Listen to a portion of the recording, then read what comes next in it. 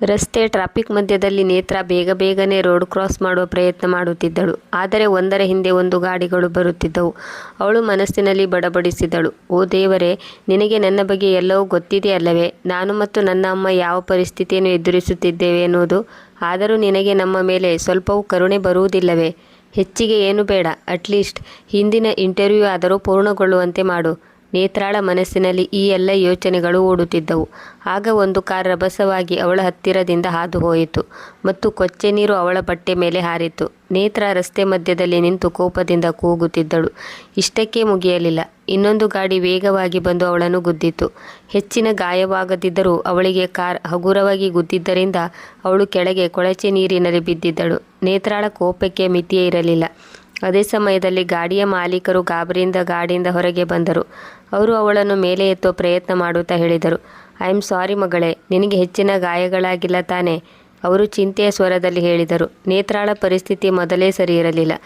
ಈಗ ಕೊಚ್ಚೆ ನೀರಿನಲ್ಲಿ ಬಿದ್ದು ಬಟ್ಟೆ ಪೂರ್ತಿಯಾಗಿ ಕೊಳಕಾಗಿತ್ತು. ಅವಳು ಕೋಪದಿಂದ, ಸರಿ, ಮೊದಲು ನೀವು ಶ್ರೀಮಂತ ಜನರು ರಸ್ತೆಯಲ್ಲಿ ಗಾಡಿ ವೇಗವಾಗಿ ಓಡಿಸಿ ಯಾರಿಗಾದರೂ ಡಿಕ್ಕಿ ಹೊಡೆದು ನಂತರ ಸಹಾನುಭೂತಿ ತೋರಿಸುವವರಂತೆ ನಟಿಸುತ್ತೀರಿ. ಒಂದು ವೇಳೆ ಚಿಕ್ಕ ಪುಟ್ಟ ಗಾಯಗಳಾಗಿದ್ದರೂ ಏನು ಮಾಡುತ್ತೀರಿ? ನನ್ನ ಬಾಯಿ ಮುಚ್ಚಿಸಲು ನನಗೆ ದುಡ್ಡಿನ ಆಸೆ ತೋರಿಸುತ್ತೀರಿ. ನನಗೆ ನಿಮ್ಮ ಹಣ ಬೇಡ. ಹೀಗೆ ಹೇಳುತ್ತಾ ನೇತ್ರ ರಸ್ತೆಯಲ್ಲಿ ಬಿದ್ದ ತನ್ನ ಸರ್ಟಿಫಿಕೇಟ್ ಪರ್ಸ್ ಎತ್ತಿಕೊಳ್ಳುತ್ತಿದ್ದಳು. ನನಗೆ ತುಂಬ ಪಶ್ಚಾತ್ತಾಪ ಆಗಿದೆ ಮಗಳೇ, ನಿನಗೆ ಹೆಚ್ಚಿನ ಯಾವುದೇ ತೊಂದರೆ ಆಗಿಲ್ಲ ತಾನೇ? ನೇತ್ರ ಕೋಪದಿಂದ ಹೇಳಿದಳು. ನಿಮಗೆ ಪಶ್ಚಾತ್ತಾಪ ಆಗಿದ್ದರಿಂದ ನನಗೆ ನೌಕರಿ ಸಿಗುವುದಿಲ್ಲ. ನಿಮ್ಮಿಂದಾಗಿ ನನಗೆ ಇಂಟರ್ವ್ಯೂ ಹೋಗಲು ಸಾಧ್ಯವಾಗುತ್ತಿಲ್ಲ. ಹೀಗೆ ಹೇಳಿ ಅವಳು ಮುಂದಕ್ಕೆ ಹೋಗುತ್ತಿದ್ದಳು.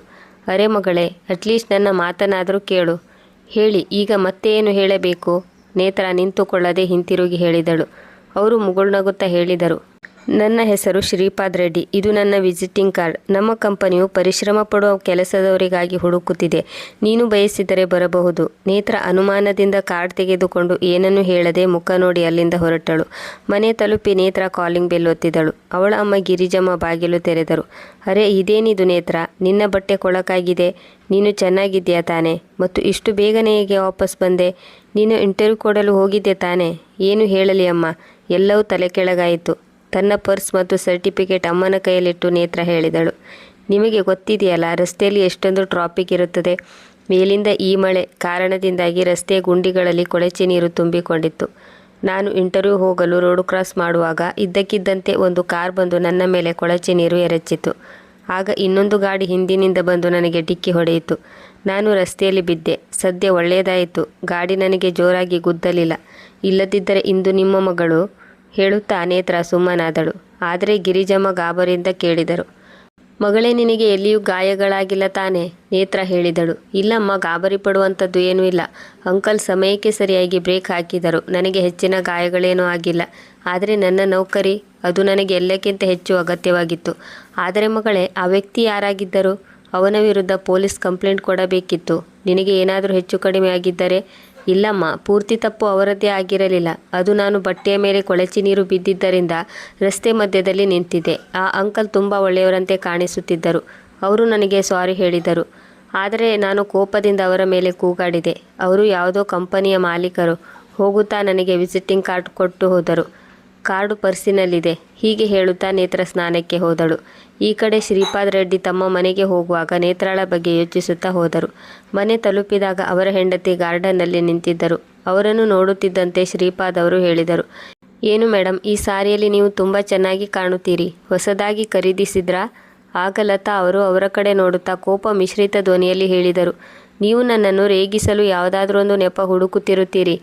ಇದನ್ನು ನೀವು ನನಗೆ ವೆಡ್ಡಿಂಗ್ ಆ್ಯನಿವರ್ಸರಿಗೆ ಗಿಫ್ಟ್ ಕೊಟ್ಟಿರುವುದು. ನಿಮ್ಮ ಗಮನ ಎಲ್ಲಿ ಇರುತ್ತದೆ? ಸರಿ, ನಿಮ್ಮ ಹತ್ತಿರ ಒಂದು ಮುಖ್ಯವಾದ ವಿಷಯ ಮಾತನಾಡಬೇಕು. ನಮ್ಮ ಮಗನ ಮದುವೆ ಬಗ್ಗೆ. ಸರಿ, ಹೇಳು ಲತಾ, ನಿನ್ನ ಮನಸ್ಸಿನಲ್ಲಿ ಯಾವುದಾದ್ರೂ ಹುಡುಗಿ ಇದ್ದಾಳೆಯೇ?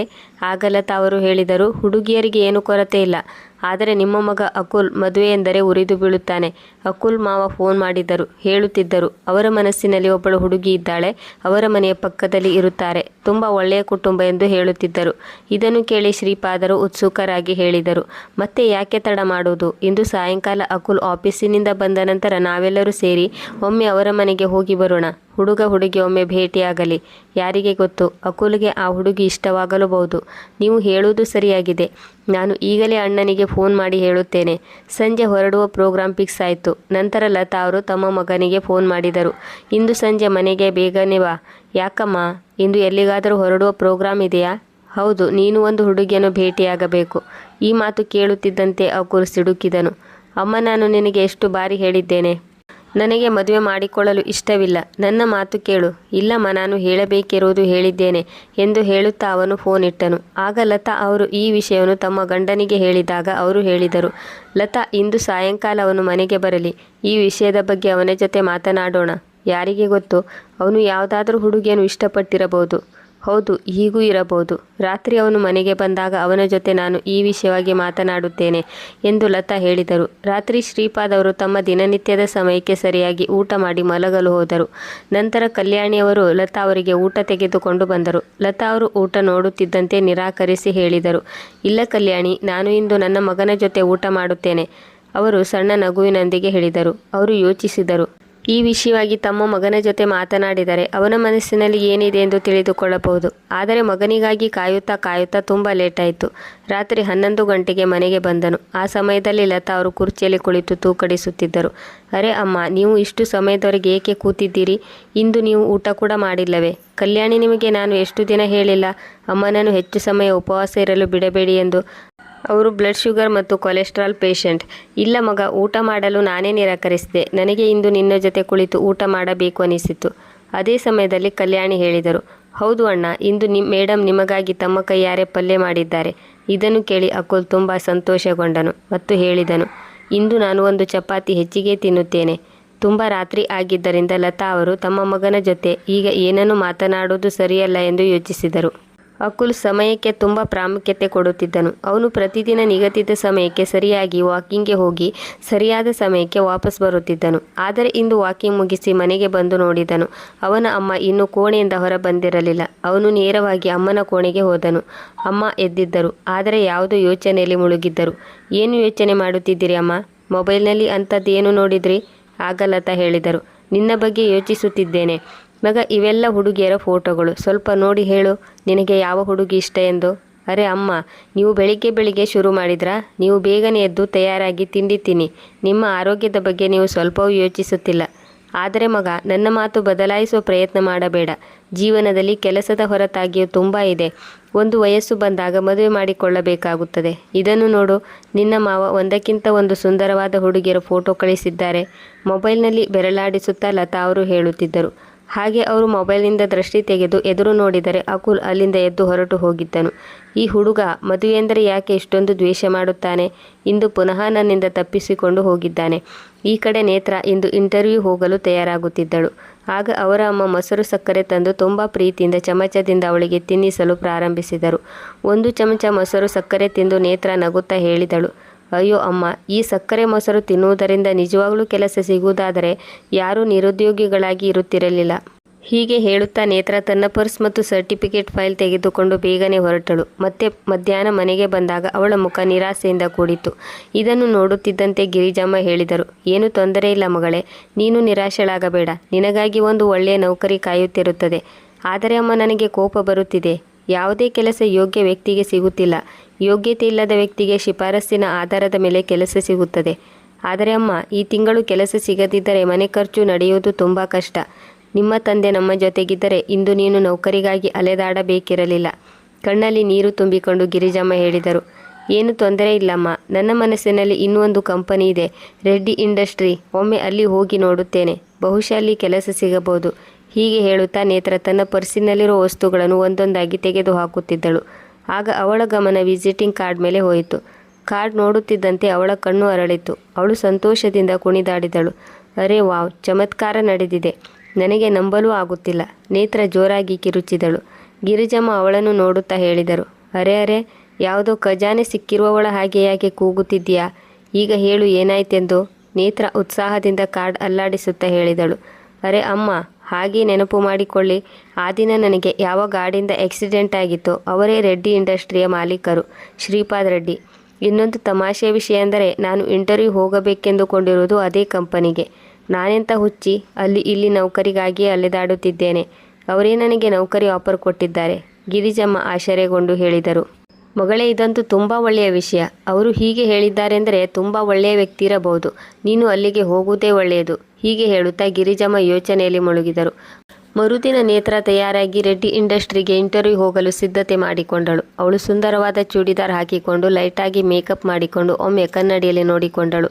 ಆಗ ಗಿರಿಜಮ್ಮ ಟೇಬಲ್ ಮೇಲೆ ತಿಂಡಿ ಇಟ್ಟು ಕೋಣೆಗೆ ಬಂದು ಹೇಳಿದರು. ತುಂಬ ಚೆನ್ನಾಗಿ ಕಾಣಿಸುತ್ತಿದೆಯಾ ಮಗಳೇ, ಈಗ ತಿಂಡಿ ತಿನ್ನು. ತುಂಬ ತಡ ಮಾಡಬೇಡ ಮತ್ತು ದೇವರ ಆಶೀರ್ವಾದ ಪಡೆಯುವುದನ್ನು ಮರೆಯಬೇಡ. ನೇತ್ರ ದೇವರ ಪಾದಕ್ಕೆ ನಮಸ್ಕರಿಸಿ ಅಮ್ಮನ ಬಳಿಗೆ ಬಂದು ಹೇಳಿದಳು. ಅಮ್ಮ, ನನಗೆ ದೇವರ ಆಶೀರ್ವಾದದ ಜೊತೆಗೆ ನಿಮ್ಮ ಆಶೀರ್ವಾದವೂ ಬೇಕು. ಗಿರಿಜಮ್ಮ ಅವಳ ತಲೆಯ ಮೇಲೆ ಕೈ ಇಡುತ್ತಾ ಹೇಳಿದರು. ಮಗಳೇ, ನನ್ನ ಆಶೀರ್ವಾದ ನಿನ್ನ ಮೇಲೆ ಸದಾ ಇರುತ್ತದೆ. ನೀನು ನಿನ್ನ ಬಗ್ಗೆ ಕಾಳಜಿ ತೆಗೆದುಕೋ. ನೇತ್ರ ಹೋದ ನಂತರ ಗಿರಿಜಮ್ಮ ದೀರ್ಘವಾದ ಉಸಿರು ತೆಗೆದುಕೊಂಡು ಪುನಃ ತಮ್ಮ ಯೋಚನೆಯಲ್ಲಿ ಮುಳುಗಿದರು. 1 ಗಂಟೆಯ ಪ್ರಯಾಣದ ನಂತರ ನೇತ್ರ ರೆಡ್ಡಿ ಇಂಡಸ್ಟ್ರಿ ತಲುಪಿದಳು. ಅವರ ಆಫೀಸ್ ನೋಡಿ ಅವಳು ಹೈರಾಣಾದಳು. ಇಷ್ಟು ದೊಡ್ಡ ಕಂಪನಿಯಲ್ಲಿ ನನಗೆ ಕೆಲಸ ಸಿಗುವುದೋ ಇಲ್ಲವೋ ಹೀಗೆ ಯೋಚಿಸುತ್ತಾ ಅವಳು ಗೇಟ್ ಒಳಗೆ ಬಂದಳು. ಗಾರ್ಡ್ ಅವಳ ಹೆಸರು ಬರೆದು ಬಂದಿರುವ ಕಾರಣವನ್ನು ರಿಜಿಸ್ಟರ್ ಮೇಲೆ ಬರೆಯಲು ತಿಳಿಸಿದನು. ಅವಳು ಎಲ್ಲ ಫಾರ್ಮ್ಯಾಲಿಟೀಸ್ ಮುಗಿಸಿ ಒಳಗೆ ಹೋದಳು. ಆಫೀಸ್ ವಾತಾವರಣವನ್ನು ನೋಡಿ ದಂಗಾಗಿ ಹೋದಳು. ಎಲ್ಲ ಉದ್ಯೋಗಿಗಳು ಆಸಕ್ತಿಯಿಂದ ಕೆಲಸ ಮಾಡುತ್ತಿದ್ದರು. ಅವಳು ಸ್ವಲ್ಪ ಹಿಂಜರಿಕೆಯಿಂದಲೇ ರಿಸೆಪ್ಷನ್ನಲ್ಲಿ ಕೇಳಿದಳು. ಎಕ್ಸ್ಕ್ಯೂಸ್ ಮೀ, ಇಲ್ಲಿ ಶ್ರೀಪಾದ್ ರೆಡ್ಡಿ ಕ್ಯಾಬಿನ್ ಎಲ್ಲಿದೆ ಎಂದು ಹೇಳಬಹುದೇ? ಆ ಉದ್ಯೋಗಿ, ಹೌದು, ಖಂಡಿತವಾಗಿಯೂ. ನೀವು ಅವರ ಅಪಾಯಿಂಟ್ಮೆಂಟ್ ತೆಗೆದುಕೊಂಡಿದ್ದೀರಾ? ನೇತ್ರ ಹೇಳಿದಳು. ಇಲ್ಲ, ಆದರೆ ಅವರು ನನಗೆ ವಿಸಿಟಿಂಗ್ ಕಾರ್ಡ್ ಕೊಟ್ಟು ಇಲ್ಲಿಗೆ ಬರಲು ತಿಳಿಸಿದ್ದರು. ಅವರು ಸರಿ, ಒಳ್ಳೆಯದು ಎಂದು ಹೇಳುತ್ತಾ ಶ್ರೀಪಾದ್ ರೆಡ್ಡಿ ಅವರ ಕ್ಯಾಬಿನ್ ದಾರಿ ತೋರಿಸಿದರು. ಆದರೆ ಹೋಗುತ್ತಾ ಹೋಗುತ್ತಾ ನೇತ್ರ ಯಾವ ಕಡೆ ಹೋಗಬೇಕೆನ್ನುವುದನ್ನು ಮರೆತು ಬಿಟ್ಟಳು. ಅವಳು ಲೆಫ್ಟಿಗೆ ಹೋಗಿ ರೈಟ್ಗೆ ತಿರುಗಿದಳು. ಅದು ಮಿಸ್ಟರ್ ಅಕುಲ್ ಅವರ ಕ್ಯಾಬಿನ್ ಆಗಿತ್ತು. ಅಲ್ಲಿಗೆ ಹೋಗಿ ಕೇಳಿದಳು. ಅಲ್ಲಿ ಒಬ್ಬ ಉದ್ಯೋಗಿ ಹೇಳಿದನು, ಮಿಸ್ಟರ್ ರೆಡ್ಡಿ ಅವರು ಈಗಷ್ಟೇ ಹೊರಗೆ ಹೋಗಿದ್ದಾರೆ. ನೀವು ನಾಳೆ ಬಂದು ಅವರನ್ನು ಮೀಟ್ ಆಗಬಹುದು. ಆಗ ನೇತ್ರ ಹೇಳಿದಳು, ಸರ್, ನಾನು ತುಂಬ ದೂರದಿಂದ ಬಂದಿದ್ದೇನೆ. ಸಾಧ್ಯವಾದರೆ ಇವತ್ತೇ ಅವರನ್ನು ಮೀಟ್ ಮಾಡಿಸಿ. ಮೇಡಮ್, ನೀವು ಅವರನ್ನು ಇವತ್ತೇ ಮೀಟ್ ಮಾಡಬೇಕೆಂದರೆ ನೀವು 4 ರಿಂದ 5 ತಾಸು ಕಾಯಬೇಕಾಗುತ್ತದೆ. ಸರಿ, ಕಾಯುತ್ತೇನೆ ಎಂದು ಹೇಳುತ್ತಾ ನೇತ್ರ ಕ್ಯಾಬಿನ್ ಹೊರಗೆ ಇರುವ ಕುರ್ಚಿಯ ಮೇಲೆ ಕುಳಿತುಕೊಂಡಳು. ಹತ್ತಿರ 4 ಗಂಟೆ ಕಳೆದಿತ್ತು. ಸುಸ್ತಿನಿಂದಾಗಿ ನೇತ್ರಳ ಕಣ್ಣು ಮುಚ್ಚಿ ಬಂದವು. ಅದೇ ಸಮಯದಲ್ಲಿ ಅಕುಲ್ ರೆಡ್ಡಿ ಕ್ಯಾಬಿನ್ ಒಳಗೆ ಹೋದರು. ಹೋಗುತ್ತಾ ಹೊರಗೆ ಒಂದು ಹುಡುಗಿ ನಿದ್ದೆ ಮಾಡುತ್ತಾ ಕುಳಿತಿರುವುದನ್ನು ನೋಡಿದರು. ಹತ್ತಿರ ಹೋಗಿ ಹೇಳಿದರು, ಮೇಡಮ್, ಇದು ನಿಮ್ಮ ಮನೆಯಲ್ಲ ಕುಳಿತು ನಿದ್ದೆ ಮಾಡಲು. ಎದುರಿಗೆ ನಿಂತ ಹುಡುಗ ಈ ರೀತಿ ಮಾತನಾಡುವುದನ್ನು ಕೇಳಿ ನೇತ್ರ ಕೋಪಗೊಂಡು ಹೇಳಿದಳು, ನೋಡಿ ಮಿಸ್ಟರ್, ನೀವು ಯಾರೆಂದು ನನಗೆ ಗೊತ್ತಿಲ್ಲ. ಆದರೆ ನನ್ನ ಜೊತೆ ಹೀಗೆ ಮಾತನಾಡೋದು ಸರಿಯಲ್ಲ. ನನಗೆ ದಿನದಲ್ಲಿ ನಿದ್ದೆ ಮಾಡುವ ಹವ್ಯಾಸ ಇಲ್ಲ. ಆದರೆ ನಾನು ತುಂಬ ದೂರದಿಂದ ಬಂದಿದ್ದೇನೆ. ಹೀಗಾಗಿ ಸುಸ್ತಾಗಿದ್ದೇನೆ ಮತ್ತು ಸುಮಾರು 4 ತಾಸಿನಿಂದ ನಾನು ಮಿಸ್ಟರ್ ಶ್ರೀಪಾದ್ ರೆಡ್ಡಿ ಅವರನ್ನು ಕಾಯುತ್ತಿದ್ದೇನೆ. ಹೀಗಾಗಿ ನನ್ನ ಕಣ್ಣುಗಳು ಮುಚ್ಚಿ ಬಂದವು. ಬಹುಶಃ ನನ್ನ ಸ್ಥಾನದಲ್ಲಿ ಬೇರೆ ಯಾರೇ ಇದ್ದರೂ ಇದೇ ರೀತಿ ಮಾಡುತ್ತಿದ್ದರು. ಇಲ್ಲ, ಎಲ್ಲರೂ ಒಂದೇ ರೀತಿ ಇರುವುದಿಲ್ಲ. ಹೀಗೆ ಹೇಳುತ್ತಾ ಅಕುಲ್ ತನ್ನ ಕ್ಯಾಬಿನ್ ಒಳಗೆ ಹೋದನು. ಸ್ವಲ್ಪ ಸಮಯದ ನಂತರ ನೇತ್ರಾಳನ್ನು ಮಿಸ್ಟರ್ ರೆಡ್ಡಿ ಕ್ಯಾಬಿನ್ ಒಳಗೆ ಹೋಗಲು ಅನುಮತಿಸಲಾಯಿತು. ಅವಳು ಒಳಗೆ ಹೋದಾಗ ಹೊರಗೆ ಅವಳನ್ನು ನಿಂದಿಸಿ ಹೋಗಿದ್ದ ಅದೇ ಯುವಕ ಕುರ್ಚಿ ಮೇಲೆ ಕುಳಿತಿದ್ದನು. ಅವಳು ಯೋಚನೆಯಲ್ಲಿ ಮುಳುಗಿದಳು. ಇವರೇ ಮಿಸ್ಟರ್ ರೆಡ್ಡಿ ಇರಬಹುದೇ? ಇಲ್ಲ, ನಾನೇ ತಪ್ಪು ಜಾಗಕ್ಕೆ ಬಂದಿರಬಹುದೇ? ಆಗ ಅಕುಲ್ ರೆಡ್ಡಿ ಹೇಳಿದರು. ಹೇಳಿ, ಏನು ಹೇಳಬೇಕಿತ್ತು? ಅವಳು ವಿಸಿಟಿಂಗ್ ಕಾರ್ಡ್ ತೋರಿಸುತ್ತಾ ಹೇಳಿದಳು. ಇದನ್ನು ನನಗೆ ಮಿಸ್ಟರ್ ರೆಡ್ಡಿ ಅವರು ಕೊಟ್ಟಿದ್ದರು ಮತ್ತು ಇಲ್ಲಿಗೆ ಬರಲು ತಿಳಿಸಿದರು. ನಾನು ಕೆಲಸಕ್ಕಾಗಿ ಹುಡುಕುತ್ತಿದ್ದೆ, ಹೀಗಾಗಿ ಇಲ್ಲಿಗೆ ಬಂದೆ. ಅವಳ ಮಾತು ಕೇಳಿ ಅಕುಲ್ ಜೋರಾಗಿ ನಕ್ಕು ಹೇಳಿದನು. ನಿಮಗೆ ಅನಿಸುತ್ತಿದೆಯಾ ಇಲ್ಲಿ ಯಾರಿಗಾದರೂ ಹೀಗೆ ಸುಲಭವಾಗಿ ನೌಕರಿ ಸಿಗುತ್ತದೆ ಎಂದು? ನಿಮ್ಮಲ್ಲಿ ತುಂಬ ತಪ್ಪು ತಿಳುವಳಿಕೆಯಾಗಿದೆ. ನೀವು ನಿಮ್ಮ ರೆಸ್ಯೂಮ್ ಕೊಟ್ಟಿರಿ. ನಿಮ್ಮ ಅವಶ್ಯಕತೆ ಇದ್ದರೆ ಕಾಲ್ ಮಾಡುತ್ತೇವೆ. ಹಾಗೆ ನಿಮ್ಮ ತಿಳುವಳಿಕೆಗಾಗಿ ಹೇಳುತ್ತಿದ್ದೇನೆ, ನೀವು 4 ಗಂಟೆಯಿಂದ ಕಾಯುತ್ತಿರುವ ಮಿಸ್ಟರ್ ಶ್ರೀಪಾದ್ ರೆಡ್ಡಿ ಅವರ ಕ್ಯಾಬಿನ್ ಇದಲ್ಲ. ಅವರು ಇಲ್ಲಿಯವರೆಗೆ ತಮ್ಮ ಕ್ಯಾಬಿನ್ನಲ್ಲೇ ಕುಳಿತಿದ್ದರು. ಈಗಷ್ಟೇ ಹೊರಗೆ ಹೋಗಿದ್ದಾರೆ. ಇದನ್ನು ಕೇಳಿ ನೇತ್ರ ಸ್ತಬ್ಧಳಾದಳು ಮತ್ತು ಎದುರಿಗೆ ಕುಳಿತ ಹುಡುಗನ ಬಿಹೇವಿಯರ್ ನೋಡಿ ಅವಳಿಗೆ ಅಸಹಜ ಅನಿಸಿತು. ಅವಳ ಆತ್ಮವಿಶ್ವಾಸ ಕಳೆದು ಹೋಯಿತು. ಅವಳು ನಡುಗುವ ಕೈಗಳಿಂದ ತನ್ನ ಫೈಲ್ನಿಂದ ರೆಸ್ಯೂಮ್ ತೆಗೆದು ಎದುರಿಗಿರುವ ಟೇಬಲ್ ಮೇಲೆ ಇಟ್ಟಳು ಮತ್ತು ಎದ್ದು ಹೊರಡುತ್ತಿದ್ದಂತೆ ಮಿಸ್ಟರ್ ಅಕುಲ್ ಅವಳ ರೆಸ್ಯೂಮ್ ನೋಡುತ್ತಾ ಹೇಳಿದನು, ತುಂಬ ದೂರದಿಂದ ಬಂದಿದ್ದೀರಿ. ಮನೆ ತಲುಪುವಷ್ಟರಲ್ಲಿ ಕತ್ತಲಾಗುತ್ತದೆ ಮತ್ತು ಇಂದಿನ ದಿನಗಳಲ್ಲಿ ವಾತಾವರಣವು ಸರಿಯಿಲ್ಲ. ನಾನು ನಿಮಗೆ ಮನೆಗೆ ಹೋಗಲು ಆಫೀಸ್ ಗಾಡಿ ವ್ಯವಸ್ಥೆ ಮಾಡುತ್ತೇನೆ. ಸ್ವಲ್ಪ ಸಮಯದ ನಂತರ ಒಬ್ಬ ನೌಕರ ಅಲ್ಲಿಗೆ ಬಂದು ಹೇಳಿದನು, ಸರ್, ಗಾಡಿ ಬಂದಿದೆ. ರಾತ್ರಿ 8 ಗಂಟೆ ಸುಮಾರಿಗೆ ನೇತ್ರ ಮನೆಗೆ ಬಂದು ತಲುಪಿದಳು. ಅವಳ ಅಮ್ಮ ಹೊರಗೆ ನಿಂತು ಒಂದೇ ಸಮನೆ ಗೇಟ್ ಕಡೆಗೆ ನೋಡುತ್ತಿದ್ದಳು. ನೇತ್ರಾಳನ್ನು ನೋಡಿ ಅವರಿಗೆ ಹೋದ ಜೀವ ಮರಳಿ ಬಂದಂತಾಯಿತು. ಯಾಕಮ್ಮ, ಏನಾಯಿತು? ಯಾಕೆ ಇಷ್ಟು ಗಾಬರಿಯಾಗಿರುವೆ? ಅಯ್ಯೋ ಮಗಳೇ, ನನಗೆ ನಿನ್ನದೇ ಚಿಂತೆಯಾಗಿತ್ತು. ಮೇಲಿಂದ ನಿನಗೆ ಫೋನ್ ಕೂಡ ಹೋಗುತ್ತಿಲ್ಲ. ನಿನಗೆ ಗೊತ್ತಲ್ಲ ನಿನ್ನ ಅಪ್ಪಾಜಿ ಹೋದ ನಂತರ? ಅವಳು ಹೇಳುತ್ತಾ ಗಿರಿಜಮ್ಮ ಗದ್ಗದಿತರಾದರು. ಅಯ್ಯೋ ಅಮ್ಮ, ನಾನು ವಿದ್ಯಾವಂತೆ, ತಿಳುವಳಿಕೆಯುಳ್ಳವಳು. ನಾನು ಈಗ ಚಿಕ್ಕವಳಲ್ಲ. ಹೇಳುತ್ತಾ ನೇತ್ರ ಅಮ್ಮನ ಕಣ್ಣೀರು ಒರೆಸಿದಳು. ಸರಿ, ಬೇಗನೆ ಹೋಗಿ ಫ್ರೆಶ್ ಆಗಿ ಬಾ, ಊಟ ತಯಾರಾಗಿದೆ. ಊಟ ಮಾಡುತ್ತಾ ಗಿರಿಜಮ್ಮ ಮಗಳಿಗೆ ಕೇಳಿದರು. ಇಂಟರ್ವ್ಯೂ ಹೇಗೆ ನಡೆಯಿತು? ಚೆನ್ನಾಗಿತ್ತು. ಅಲ್ಲಿ ಮಿಸ್ಟರ್ ರೆಡ್ಡಿ ಅವರ ಜೊತೆ ಮಾತನಾಡಿದೆಯಾ? ಗೊತ್ತಿಲ್ಲ ಅಮ್ಮ, ನಾನು ತುಂಬ ಸುಸ್ತಾಗಿದ್ದೇನೆ, ಹೀಗಾಗಿ ಮಲಗಲು ಹೋಗುತ್ತೇನೆ. ಹೀಗೆ ಹೇಳುತ್ತಾ ನೇತ್ರ ಎದ್ದು ಕೋಣೆಗೆ ಹೋದಳು. ಗಿರಿಜಮ್ಮನವರಿಗೆ ಅರ್ಥವಾಗಲಿಲ್ಲ ಅಲ್ಲಿ ಏನು ನಡೆಯಿತೆಂದು. ಹಾಸಿಗೆ ಮೇಲೆ ಮಲಗಿ ನೇತ್ರ ಅರ್ಥ ಮಾಡಿಕೊಳ್ಳಲು ಪ್ರಯತ್ನಿಸುತ್ತಿದ್ದಳು. ಈ ಅಕುಲ್ ರೆಡ್ಡಿ ಯಾವ ರೀತಿಯ ಸ್ವಭಾವದವರು? ಮೊದಲು ನನ್ನ ಜೊತೆ ಕೆಟ್ಟದಾಗಿ ನಡೆದುಕೊಂಡರು, ನಂತರ ನನ್ನ ಬಗ್ಗೆ ಕಾಳಜಿ ತೋರಿಸಿ ಆಫೀಸ್ ಗಾಡಿಯಲ್ಲಿ ನನ್ನನ್ನು ಮನೆಯವರೆಗೂ ಡ್ರಾಪ್ ಮಾಡಿಸಿದರು. ಆ ಕಡೆ ಅಕುಲ್ ರೆಡ್ಡಿ ಅವರು ನೇತ್ರಾಳ ಬಗ್ಗೆ ಯೋಚಿಸುತ್ತಿದ್ದರು. ಯೋಚಿಸುತ್ತಾ ಅವರ ಮುಖದಲ್ಲಿ ಒಂದು ಮುಗುಳ್ನಗು ಮೂಡಿತು. ಅದೇ ಸಮಯಕ್ಕೆ ಸರಿಯಾಗಿ ಶ್ರೀಪಾದ್ ರೆಡ್ಡಿ ಅವರು ತಮ್ಮ ಮಗನ ಕೋಣೆಗೆ ಹೋಗಿದ್ದರು.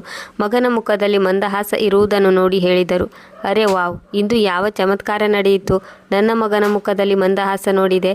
ಹಾಗೇನೂ ಇಲ್ಲ ಅಪ್ಪ, ಇಂದು ಆಫೀಸಿಗೆ ಒಬ್ಬಳು ಹುಡುಗಿ ಬಂದಿದ್ದಳು. ನಿಮ್ಮ ವಿಸಿಟಿಂಗ್ ಕಾರ್ಡ್ ತೋರಿಸಿದಳು. ನೀವು ಅವಳಿಗೆ ವಿಸಿಟಿಂಗ್ ಕಾರ್ಡ್ ಕೊಟ್ಟು ಆಫೀಸಿಗೆ ಬರಲು ತಿಳಿಸಿದ್ರಂತೆ. ಶ್ರೀಪಾದ್ ರೆಡ್ಡಿ ಅವರು ಯೋಚನೆಗೆ ಬಿದ್ದರು. ಅಂತಹ ಯಾವ ಹುಡುಗಿ ಬಂದಿರಬಹುದು? ನಾನು ಅವಳಿಗೆ ವಿಸಿಟಿಂಗ್ ಕಾರ್ಡ್ ಕೊಟ್ಟಿದ್ದೇನೆ ಅಂದರೆ? ಅವಳು ನೋಡಲು ಹೇಗೆ ಇದ್ದಳು ಮಗ? ಶ್ರೀಪಾದ್ ರೆಡ್ಡಿ ಕೇಳಿದರು. ಅವಳು ಸಾಮಾನ್ಯ ಹುಡುಗಿಯಂತೆ ಚೂಡಿದಾರ್ ಹಾಕಿಕೊಂಡಿದ್ದಳು.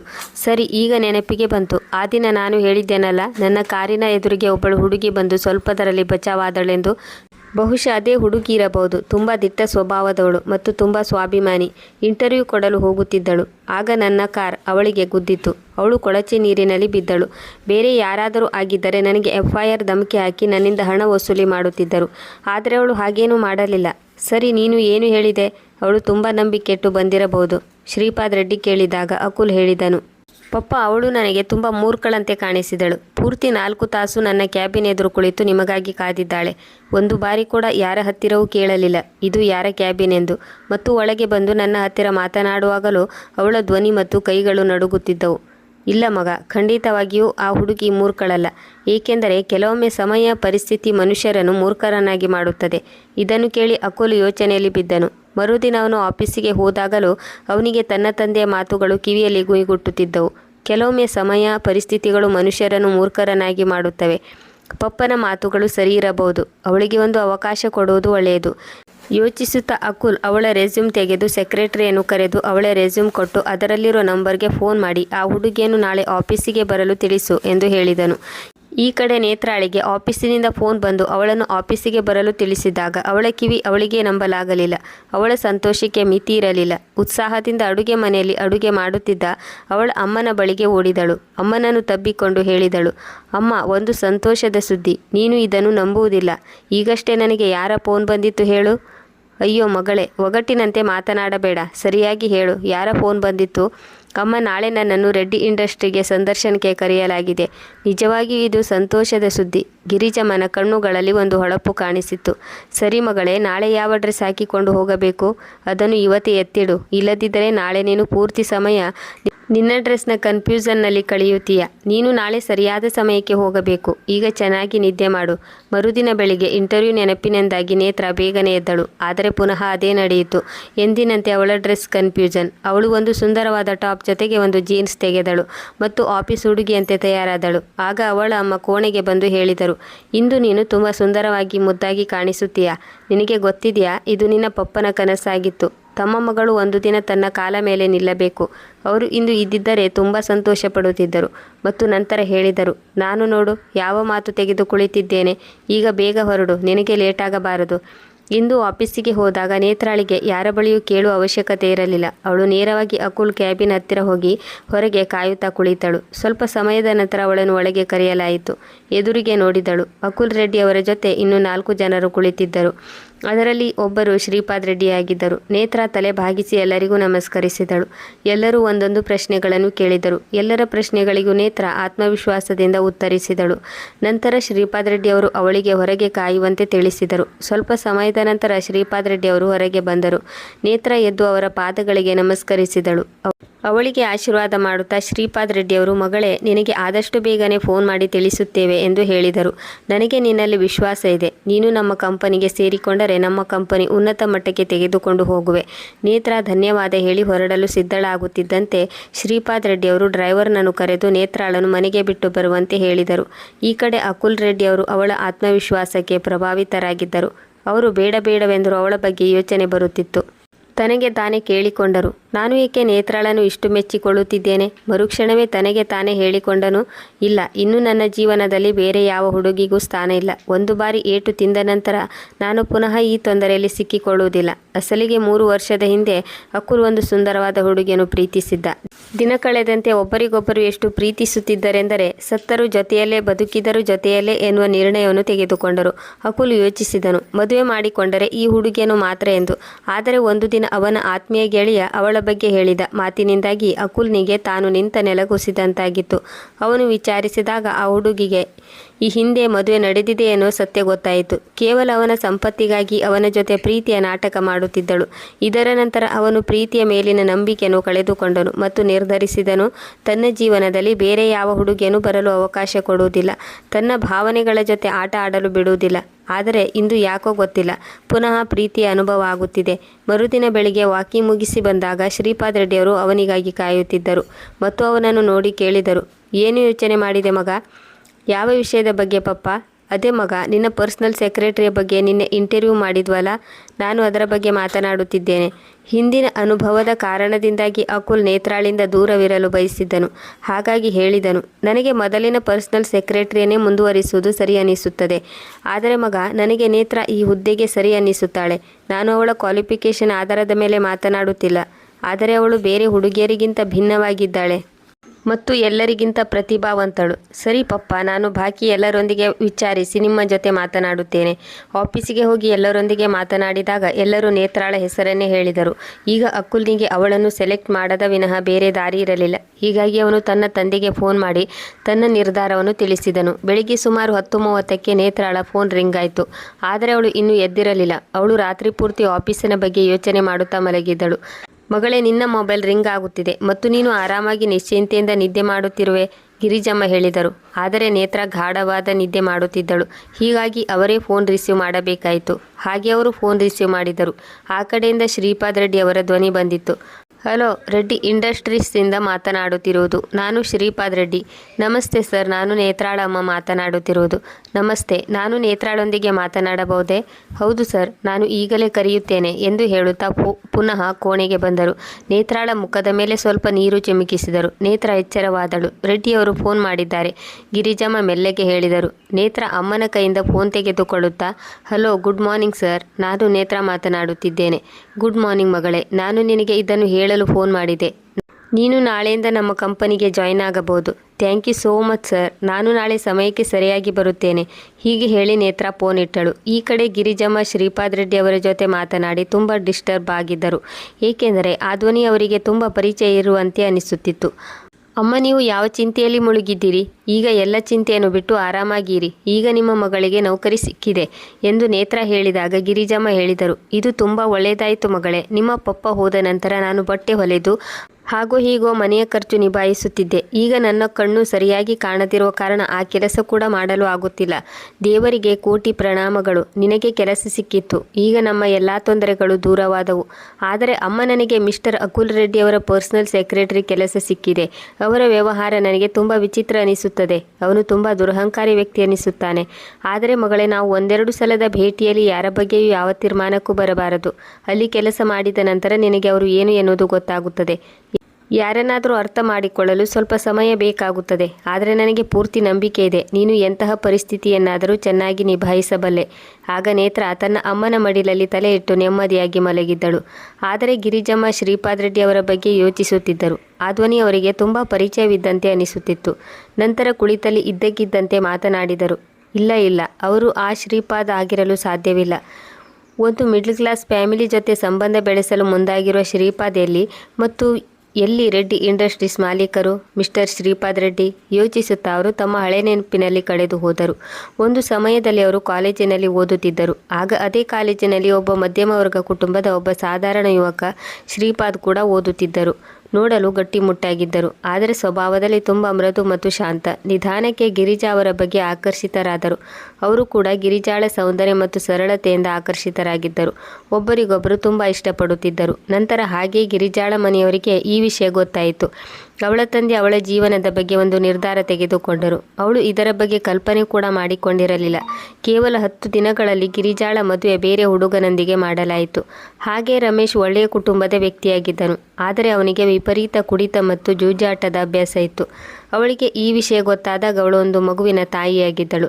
ನಿಧಾನಕ್ಕೆ ರಮೇಶ್ ಜೂಜಾಟಕ್ಕೆ ಎಲ್ಲವನ್ನೂ ಕಳೆದುಕೊಂಡನು ಮತ್ತು ಮದುವೆ 10 ವರ್ಷಗಳ ನಂತರ ಸರಾಯಿ ನಶೆಯಲ್ಲಿ ಒಂದು ರೋಡ್ ಆಕ್ಸಿಡೆಂಟ್ನಲ್ಲಿ ಸಾವನ್ನಪ್ಪಿದನು. ಗಿರಿಜಮ್ಮ ಎಲ್ಲವನ್ನೂ ಕಳೆದುಕೊಂಡರು. ಅವಳ ಗಂಡನ ಮನೆಯವರು ಅವಳಿಗೆ ಯಾವುದೇ ಸಹಾಯ ಮಾಡಲಿಲ್ಲ. ತವರು ಮನೆಯಿಂದ ಅವಳ ಅಣ್ಣ ಅವಳಿಗೆ ಹಣದ ಸಹಾಯ ಮಾಡಲು ಮುಂದಾದನು. ಆದರೆ ಅತ್ತಿಗೆ ಅದನ್ನು ತಡೆದರು. ಗಿರಿಜಮ್ಮ ಸಂಪೂರ್ಣವಾಗಿ ಅಸಹಾಯಕರಾದರು. ಆದರೂ ಧೈರ್ಯ ಕಳೆದುಕೊಳ್ಳದೆ ತಮ್ಮ ಮಗಳಿಗಾಗಿ ತಮ್ಮನ್ನು ತಾವು ಸಂಭಾಳಿಸಿಕೊಂಡರು. ಹಾಗೂ ಹೀಗೋ ಪ್ರಯತ್ನಿಸಿ ತಮ್ಮ ಜೀವನ ಚಕ್ರವನ್ನು ಮೊದಲಿನ ಸ್ಥಿತಿಗೆ ತರಲು ಪ್ರಯತ್ನಿಸಿದರು. ಹಳೆಯ ನೆನಪುಗಳನ್ನು ಮಾಡಿಕೊಳ್ಳುತ್ತಾ ಗಿರಿಜಮ್ಮರ ಕಣ್ಣು ತುಂಬಿ ಬಂದವು. ಸಂಜೆಯ ಸಮಯ ನೇತ್ರ ತನ್ನ ಅಮ್ಮನ ಬೀರು ತೆಗೆದು ಅದರಲ್ಲಿ ಬಟ್ಟೆ ಹುಡುಕುತ್ತಿದ್ದಳು. ಏನಾಯ್ತು ಮಗಳೇ, ಏನು ಹುಡುಕುತ್ತಿದ್ದೀಯಾ? ಗಿರಿಜಮ್ಮ ಕೇಳಿದರು. ಅಮ್ಮ, ನಾನು ಯೋಚಿಸುತ್ತಿದ್ದೇನೆ, ನಾಳೆ ಆಫೀಸಿನ ಮೊದಲ ದಿನ, ನಾನು ಯಾಕೆ ಸೀರೆ ಹಾಕಿಕೊಂಡು ಹೋಗಬಾರದು? ಇದನ್ನು ಕೇಳಿ ಗಿರಿಜಮ್ಮ ಆಶ್ಚರ್ಯದಿಂದ ಹೇಳಿದರು. ಏನು, ನೀನು ಸಾರಿ ಹಾಕಿಕೊಂಡು ಹೋಗುತ್ತೀಯಾ? ನಿನಗೆ ಸೀರೆ ಉಟ್ಟುಕೊಳ್ಳಲು ಬರುತ್ತದೆಯೇ? ಒಂದು ವೇಳೆ ಉಟ್ಟುಕೊಂಡರೂ ಅದನ್ನು ಸಂಭಾಳಿಸಲು ಆಗುತ್ತದೆಯೇ? ಹೇಳುತ್ತಾ ಗಿರಿಜಮ್ಮ ನಗುತ್ತಿದ್ದರು. ಆಗ ನೇತ್ರ ಹೇಳಿದಳು, ಅಮ್ಮ, ನಾನು ಚಿಕ್ಕ ಮಗು ಅಲ್ಲ, ನಾನು ಈಗ ದೊಡ್ಡವಳಾಗಿದ್ದೇನೆ ಮತ್ತು ಸೀರೆ ಹೇಗೆ ಉಟ್ಟುಕೊಳ್ಳುವುದೆಂದು ನೀವು ನನಗೆ ಹೇಳಿಕೊಡಿ. ಸರಿ ಮಗಳೇ, ನಾನು ಹೇಳಿಕೊಡುತ್ತೇನೆ. ಮರುದಿನ ನೇತ್ರ ಕಪ್ಪು ಬಣ್ಣದ ಸೀರೆ ಉಟ್ಟು ತಯಾರಾದಳು. ಗಿರಿಜಮ್ಮ ತುಂಬ ಗಂಭೀರವಾಗಿ ಆ ಸೀರೆಯನ್ನು ನೋಡುತ್ತಿದ್ದರು, ಏಕೆಂದರೆ ಅದನ್ನು 27 ವರ್ಷಗಳ ಹಿಂದೆ ಶ್ರೀಪಾದರು ಕೊಡಿಸಿದ್ದರು. ಆಗ ಹೊರಗೆ ಕಾರ್ ಹಾರ್ನ್ ಶಬ್ದ ಕೇಳಿಸಿತ್ತು. ನೇತ್ರಾಳನ್ನು ಕರೆದುಕೊಂಡು ಹೋಗಲು ಆಫೀಸ್ ಗಾಡಿ ಬಂದಿತ್ತು.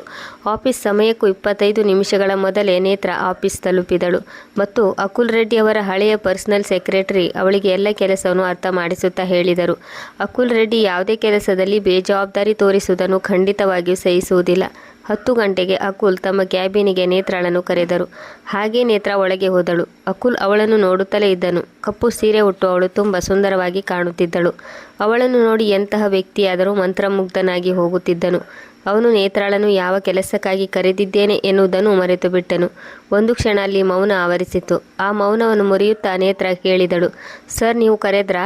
ಆಗ ಅಕುಲ್ ಬೆಚ್ಚಿ ಬಿದ್ದು ಹೇಳಿದನು, ಹೌದು, ಪ್ಲೀಸ್ ಕುಳಿತುಕೊಳ್ಳಿ. ನಾನು ಅಂದುಕೊಂಡಿದ್ದೇನೆ ನೀವು ಎಲ್ಲ ಕೆಲಸ ಅರ್ಥ ಮಾಡಿಕೊಂಡಿದ್ದೀರಿ ಎಂದು. ಹೌದು ಸರ್, ನೇತ್ರ ಹೇಳಿದಾಗ ಅಕುಲ್ ಹೇಳಿದನು, ಏನಾದರೂ ಅರ್ಥವಾಗದಿದ್ದರೆ ನನ್ನನ್ನು ಕೇಳಿ, ಆದರೆ ಯಾವುದೇ ತಪ್ಪು ನಡೆಯಬಾರದು. ಓಕೆ ಸರ್ ಎಂದು ಹೇಳಿ ನೇತ್ರ ತನ್ನ ಕೆಲಸದಲ್ಲಿ ತೊಡಗಿಸಿಕೊಂಡಳು. ತುಂಬ ಗಮನವಿಟ್ಟು ಅರ್ಥ ಮಾಡಿಕೊಂಡು ಯೋಚಿಸಿ ಎಲ್ಲ ಕೆಲಸ ಮಾಡುತ್ತಿದ್ದಳು. ಸ್ವಲ್ಪ ಸಮಯದ ನಂತರ ನೌಕರ 2 ಕಪ್ ಕಾಫಿ ತೆಗೆದುಕೊಂಡು ಬಂದನು. ಅಕುಲ್ ಕಾಫಿ ಕುಡಿದು ಮುಗಿಸಿದ್ದನು. ಆದರೆ ನೇತ್ರ ಎಷ್ಟು ಆಸಕ್ತಿಯಿಂದ ಕೆಲಸ ಮಾಡುತ್ತಿದ್ದಳೆಂದರೆ ಕಾಫಿ ಕುಡಿಯಲು ಮರೆತಿದ್ದಳು. ಎಲ್ಲ ಕೆಲಸ ತುಂಬ ಶ್ರದ್ಧೆಯಿಂದ ಮಾಡುತ್ತಿದ್ದಳು. ಆದರೆ ಅವಳ ಮುಖದಲ್ಲಿ ಭಯ ಸ್ಪಷ್ಟವಾಗಿ ಕಾಣುತ್ತಿತ್ತು. ಆಗ ಅಕುಲ್ ಹೇಳಿದನು, ಮೇಡಮ್, ಕಾಫಿ ಕುಡಿರಿ. ಕೆಲಸ ಅದರ ಪಾಡಿಗೆ ಅದು ನಡೆಯುತ್ತದೆ ಮತ್ತು ಭಯಪಡುವ ಅಗತ್ಯ ಇಲ್ಲ. ಇಲ್ಲಿ ಯಾರೂ ನಿಮಗೆ ಯಾವುದೇ ರೀತಿಯ ತೊಂದರೆ ಕೊಡುವುದಿಲ್ಲ. ಸರಿ ಸರ್ ಎಂದು ಹೇಳುತ್ತಾ ನೇತ್ರ ಪುನಃ ಕೆಲಸದಲ್ಲಿ ತೊಡಗಿಕೊಂಡಳು. ಸಂಜೆಯ ಸಮಯ ನೇತ್ರ ಮನೆಗೆ ಹೊರಡಲು ತಯಾರಾದಳು. ಆಗ ಮಿಸ್ಟರ್ ಶ್ರೀಪಾದ್ ರೆಡ್ಡಿ ಅವಳ ಹತ್ತಿರ ಬಂದು ಕೇಳಿದರು, ಮಗಳೇ, ಇಂದು ನಿನ್ನ ಕೆಲಸ ಹೇಗೆ ನಡೆಯಿತು? ಸರ್, ತುಂಬ ಚೆನ್ನಾಗಿತ್ತು ನೇತ್ರ ಹೇಳಿದಳು.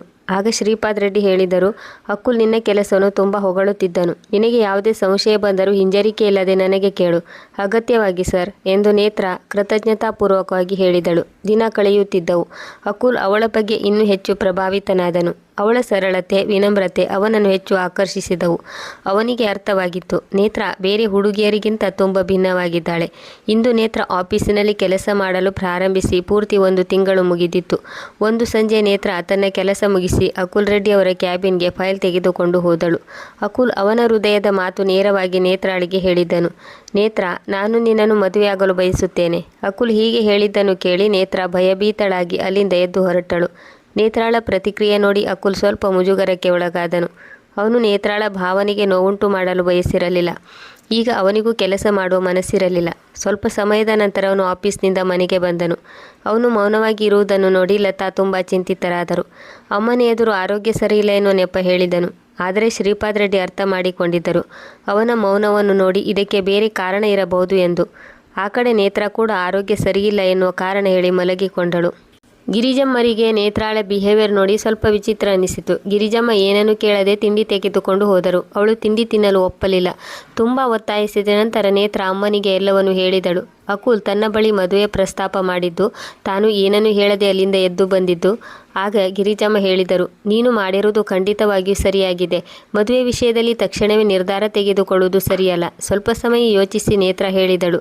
ಆದರೆ ಅಮ್ಮ, ಅವರು ಹೃದಯದಿಂದ ಕೆಟ್ಟವರೆಂದು ಅನಿಸುವುದಿಲ್ಲ. ಇಷ್ಟು ದೊಡ್ಡ ಇಂಡಸ್ಟ್ರಿಯ ಒಬ್ಬರೇ ಮಾಲೀಕರು. ಅವರಿಗೆ ಶ್ರೀಮಂತ ಹುಡುಗಿ ಸಿಗುತ್ತಿದ್ದಳು. ಆದರೆ ಅವರು ನನ್ನನ್ನೇ ಆರಿಸಿದ್ದಾರೆ. ಏಕೆಂದರೆ ಅವರು ವ್ಯಕ್ತಿಗಳ ವ್ಯಕ್ತಿತ್ವವನ್ನು ಸ್ಟೇಟಸ್ನಿಂದ ಅಳೆಯುವುದಿಲ್ಲ, ಬದಲಾಗಿ ಅವರ ಗುಣಗಳಿಂದ ಅಳೆಯುತ್ತಾರೆ. ಸರಿ ಮಗಳೇ, ಆದರೆ ಯೋಚನೆ ಮಾಡಿ ಮುಂದುವರಿ. ಹೀಗೆ ಹೇಳಿ ಗಿರಿಜಮ್ಮ ಅಡುಗೆ ಮನೆಗೆ ಚಹಾ ಮಾಡಲು ಹೋದರು. ತುಂಬ ಸಮಯ ಯೋಚಿಸಿ ನೇತ್ರ ಒಂದು ನಿರ್ಧಾರಕ್ಕೆ ಬಂದಳು ಮತ್ತು ಅವಳು ಫೋನ್ ಎತ್ತಿಕೊಂಡು ಅಕುಲ್ ಅವರ ಮೊಬೈಲಿಗೆ ಒಂದು ಮೆಸೇಜ್ ಮಾಡಿದಳು. ಅದರಲ್ಲಿ ಬರೆದಿದ್ದಳು, ನಾನು ನಿಮ್ಮನ್ನು ಇಷ್ಟಪಡುತ್ತಿದ್ದೇನೆ. ನನ್ನ ಉತ್ತರ ಓಕೆ ಎಂದಾಗಿರುತ್ತದೆ. ಆ ಸಮಯದಲ್ಲಿ ಅಕುಲ್ ಮೊಬೈಲ್ ಶ್ರೀಪಾದ್ ರೆಡ್ಡಿ ಅವರ ಬಳಿ ಇತ್ತು. ಅವರಿಗೆ ನೇತ್ರಾಳ ಈ ಮೆಸೇಜನ್ನು ಓದಿ ಅರ್ಥ ಮಾಡಿಕೊಳ್ಳಲು ತುಂಬ ಸಮಯ ಬೇಕಾಗಲಿಲ್ಲ. ಈ ವಿಷಯ ಪ್ರೀತಿಗೆ ಸಂಬಂಧಿಸಿರುವುದು. ಅವರು ತಕ್ಷಣವೇ ನೇತ್ರಾಳಿಗೆ ಫೋನ್ ಹಚ್ಚಿದರು ಮತ್ತು ಹೇಳಿದರು, ನೇತ್ರ ಮಗಳೇ, ನಾನು ಸ್ವಲ್ಪ ಸಮಯದ ನಂತರ ನಿಮ್ಮ ಮನೆಗೆ ಬರುತ್ತೇನೆ. ನಾನು ನಿನ್ನ ಅಮ್ಮನನ್ನು ಮೀಟ್ ಮಾಡಬೇಕು. ಇಷ್ಟು ಹೇಳಿ ಅವರು ಫೋನ್ ಇಟ್ಟರು. ಯಾವಾಗ ನೇತ್ರ ತನ್ನ ಅಮ್ಮನಿಗೆ ಈ ಮಾತು ಹೇಳಿದಳೋ ಆಗ ಅವರು ತಕ್ಷಣವೇ ತಮ್ಮ ಮನೆಯ ಸ್ಥಿತಿಯನ್ನು ಸರಿ ಮಾಡಲು ತೊಡಗಿಕೊಂಡರು. ಅಷ್ಟರಲ್ಲಿ ನೇತ್ರ ಚಹಾ ಜೊತೆಗೆ ಸ್ನ್ಯಾಕ್ಸ್ ಮಾಡಲು ತಯಾರಿ ನಡೆಸಿದಳು. ಸುಮಾರು ಅರ್ಧ ತಾಸಿನ ನಂತರ ಕಾಲಿಂಗ್ ಬೆಲ್ ಶಬ್ದವಾಯಿತು. ನೇತ್ರ ಬಾಗಿಲು ತೆರೆದಳು. ಎದುರಿಗೆ ಶ್ರೀಪಾದ್ ರೆಡ್ಡಿ ನಿಂತಿದ್ದರು. ಅವಳು ಅವರ ಕಾಲಿಗೆ ನಮಸ್ಕರಿಸಿ ಆಶೀರ್ವಾದ ಪಡೆದುಕೊಂಡಳು. ನಂತರ ತನ್ನ ತಾಯಿಯನ್ನು ಪರಿಚಯಿಸುತ್ತಾ, ಸರ್, ಇವರು ನನ್ನ ಅಮ್ಮ. ಸರ್ ನಮಸ್ತೆ ಹೇಳುತ್ತಾ ಹಾಗೆ ಗಿರಿಜಮ್ಮ ಅವರನ್ನು ನೋಡಿ ಆಶ್ಚರ್ಯಗೊಂಡರು. ಹಾಗೆ ಶ್ರೀಪಾದ್ ರೆಡ್ಡಿ ಕೂಡ ಗಿರಿಜಮ್ಮಳನ್ನು ಎದುರಿಗೆ ನೋಡಿ ಬಿಟ್ಟ ಕಣ್ಣು ಬಿಟ್ಟ ಹಾಗೆ ನೋಡುತ್ತಾ ನಿಂತು ಬಿಟ್ಟರು. ಅವರಿಬ್ಬರ ಪಾಲಿಗೆ ಒಂದು ಕ್ಷಣ ಸಮಯ ಹಾಗೆ ನಿಂತು ಬಿಟ್ಟಿತ್ತು. ಇದ್ದಕ್ಕಿದ್ದಂತೆ ಗಿರಿಜಮ್ಮರ ನೆನಪಿನಲ್ಲಿ ಕಳೆದು ಹೋದ ದಿನಗಳು ಮರುಕಳಿಸಿದವು. ಅವಳ ತಂದೆ ಶ್ರೀಪಾದ್ ಅವರನ್ನು ಸಾರ್ವಜನಿಕವಾಗಿ ಅವಮಾನಿಸಿ, ನನ್ನ ಮಗಳನ್ನು ನಿನ್ನಂಥ ಯೋಗ್ಯತೆ ಇಲ್ಲದ ವ್ಯಕ್ತಿಯ ಕೈಗೆ ಒಪ್ಪಿಸುವುದಿಲ್ಲ. ಮತ್ತೆ ನೀನು ನಮ್ಮ ಕಾಲಿನ ಧೂಳಿಗೆ ಸಮ ಮತ್ತು ಕಾಲಿನ ಧೂಳನ್ನು ಯಾರಾದರೂ ಹಣೆಯ ಮೇಲೆ ಇಟ್ಟುಕೊಳ್ಳುತ್ತಾರೆಯೇ? ಇಂದು ಅದೇ ಶ್ರೀಪಾದ್ ಅವಳ ಕಣ್ಣೆದುರು ನಿಂತಿದ್ದರು. ಶ್ರೀಪಾದ್ ಸುಮ್ಮನೆ ಕುಳಿತಿರುವುದನ್ನು ನೋಡಿ ಗಿರಿಜಮ್ಮ ಹೇಳಿದರು, ನೀವು ಏನನ್ನು ಯೋಚಿಸುತ್ತಿದ್ದೀರಿ? ಆಗ ಶ್ರೀಪಾದ್ ಹೇಳಿದರು, ಗಿರಿಜಮ್ಮ, ನಮ್ಮ ಮಕ್ಕಳು ಒಬ್ಬರನ್ನೊಬ್ಬರು ತುಂಬ ಪ್ರೀತಿಸುತ್ತಿದ್ದಾರೆ. ಈಗ ಅವರ ಸಂತೋಷ ನಿಮ್ಮ ಕೈಯಲ್ಲಿ ಇದೆ. ನಾನು ವರ್ಷಗಳ ಹಿಂದೆ ನಡೆದ ಘಟನೆ ಮರುಕಳಿಸುವುದು ಬಯಸುವುದಿಲ್ಲ.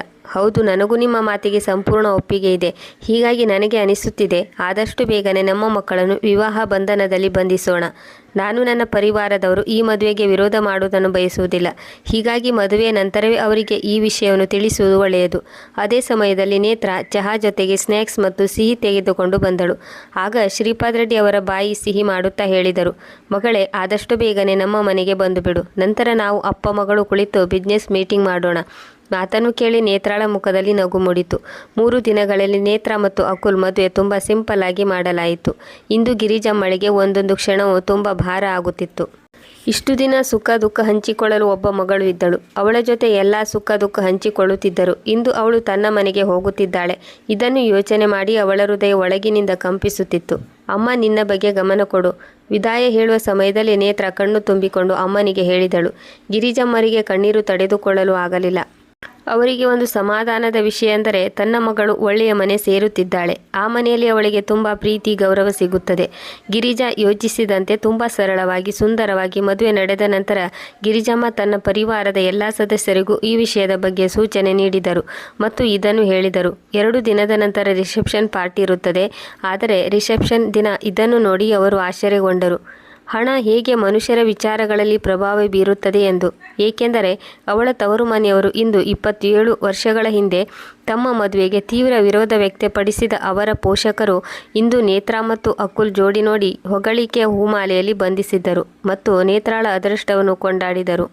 ವೀಕ್ಷಕರೇ, ನಮ್ಮ ಈ ಕತೆ ನಿಮಗೆ ಹೇಗೆ ಅನಿಸಿತು? ನಮ್ಮ ಕತೆ ನಿಮಗೆ ಇಷ್ಟವಾದರೆ ಅವಶ್ಯವಾಗಿ ಲೈಕ್ ಮಾಡಿ, ಶೇರ್ ಮಾಡಿ ಮತ್ತು ಚಾನಲನ್ನು ಸಬ್ಸ್ಕ್ರೈಬ್ ಮಾಡಲು ಮರೆಯದಿರಿ. ಹೊಸ ಭಾವನಾತ್ಮಕ ಕಥೆಯೊಂದಿಗೆ ಮುಂದಿನ ವಿಡಿಯೋದಲ್ಲಿ ಭೇಟಿಯಾಗೋಣ. ಕತೆ ಕೇಳಿದ್ದಕ್ಕಾಗಿ ಧನ್ಯವಾದಗಳು.